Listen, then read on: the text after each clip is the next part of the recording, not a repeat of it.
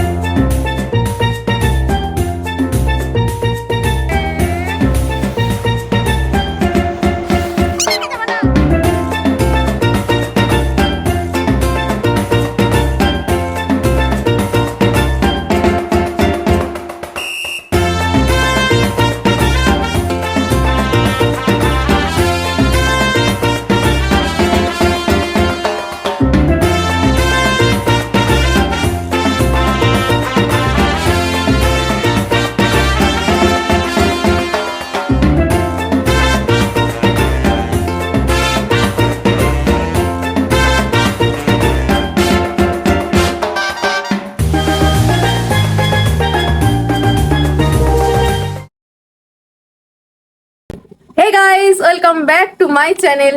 আমি মুন আর তোমরা ঘুরছো move with moon.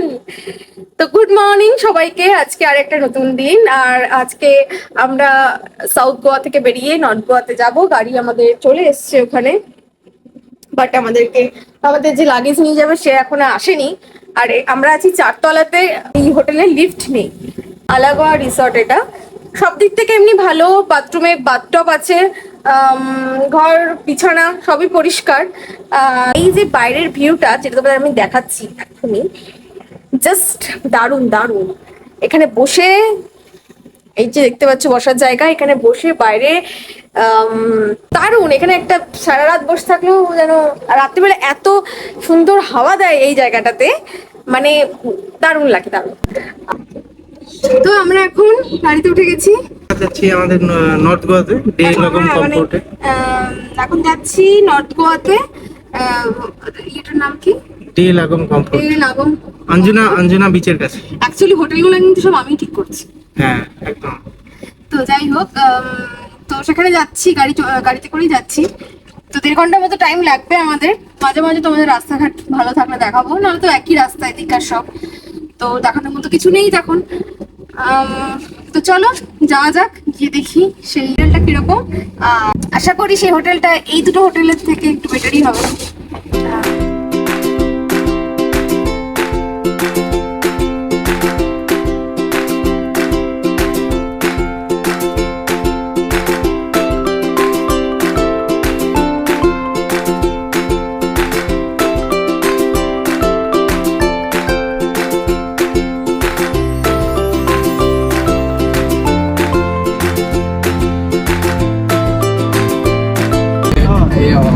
Athletes stadium है এটা অ্যাটলিস্ট স্টেডিয়াম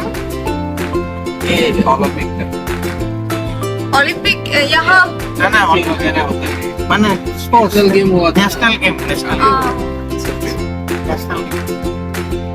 और क्रिकेट और फुटबॉल ग्राउंड मड़गांव में बड़ा ग्राउंड 35,000 तो है। हम वहाँ पर ही ट्रेन में आए तो एलटीटी पे यस तो माधगांव पे हीरो स्टेडियम। তো আমরা এখন চলে এসেছি একটা রেস্টুরেন্টে, ব্রেকফাস্ট করার জন্য এসেছি। তো আমরা নিলাম আলু পরোটা আর চা। এটা খেয়ে আবার বেরিয়ে যাব। তো আর খাওয়ার কিছু দেখাচ্ছি না। হ্যাঁ, হয়ে গেল জলের বোতল আর বিস্কুট আনতে, কারণ চাটা না বিস্কুট ছাড়া ঠিক যায় না। তাহলে ব্যাগে তো বিস্কুট ছিলই, বিস্কুট আনতে গেছে, চলে এসছে।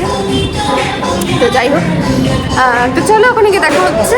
তো আমরা এখন আছি ডি লাগম কমফোর্টে। এটা হলো আমাদের রুম, 115 নাম্বার রুম। আর এখন আমরা বেরিয়ে যাচ্ছি নর্থ গোয়া সাইট সিনে। তো এখান থেকে বাইক নেব, বাইক নিয়ে বেরিয়ে যাব সাইট সিন করতে। তো চলো দেরি না করে সাইট সিনে বেরিয়ে পড়ি।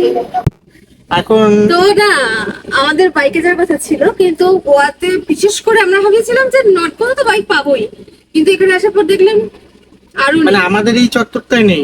না, আছে অঞ্জনা বুলেট, বুলেট আছে, কিন্তু ওটা তো আমরা মানে ও আমি comfortable নই। আর হচ্ছে কোনোদিন স্কুটি তো চালাইনি। কমফোর্টেবল না, স্কুটি চালাতে পারি, চালাইনি, রিস্ক নিতে তার যাবো জন্য না। আমরা একদিনের জন্য তো রিস্ক নিয়ে লাভ নেই। তো সেই কারণে আমরা গাড়িটাই নিয়ে নিলাম, যে গাড়ি করে যাব, কোনো রিস্ক থাকবে না। সাথে নিয়ে নিচ্ছি কুরকুরে।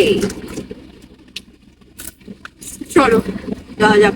অঞ্জনা বিচ যাচ্ছি এখন আমরা, যাওয়ার পর কথা হচ্ছে।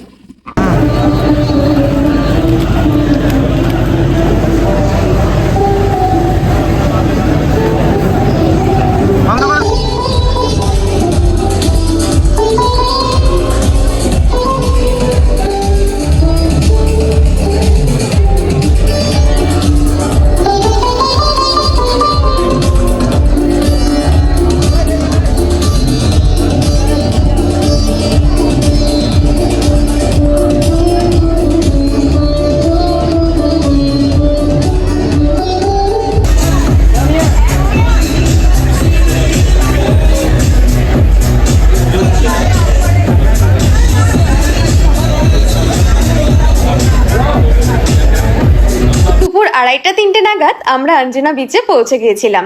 আর গিয়ে আগে আমরা লাঞ্চ করে নিই পার্পল মার্টিনি নামে একটা রেস্টুরেন্টে। রেস্টুরেন্টের ভেতরের এনভায়রনমেন্টটা কত সুন্দর ছিল সেটা তো তোমরা দেখতেই পেলে। ওখানে একজন সেতার বাজাচ্ছিল, আর সেতারের বিভিন্ন ধরনের টিউন শুনতে দারুণ লাগছিল। তাই আমরা সূর্যাস্ত দেখতে দেখতে সেদিনের লাঞ্চটা সেরে নিয়েছিলাম। তারপরে চলে যাই বিচে, আর বিচে গিয়ে অনেক ফটো তুলি, মজা করি, ভিডিও শুট করি। সন্ধ্যা গড়িয়ে রাত হয়ে যায়, আর আমরা সবার লাস্টে চলে যাই অরা নামে একটা শ্যাকে। শ্যাকটা সমুদ্র থেকে অনেকটাই উঁচুতে ছিল, তোমরা দেখতেই পাচ্ছ।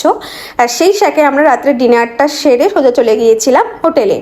আর শ্যাকটা খুবই সুন্দর ছিল, একটা ক্যান্ডেল নাইট ডিনারের টাইপের ডেকোরেশন করা ছিল। আর একটা দিন আমরা অঞ্জনা বিচেই কাটিয়েছিলাম। এই সুন্দর মুহূর্তগুলো তোমাদের সাথে শেয়ার করলাম। যদি ভালো লেগে থাকে তাহলে অবশ্যই লাইক, কমেন্ট অ্যান্ড শেয়ার করে দিও। চলো টাটা, গুড নাইট।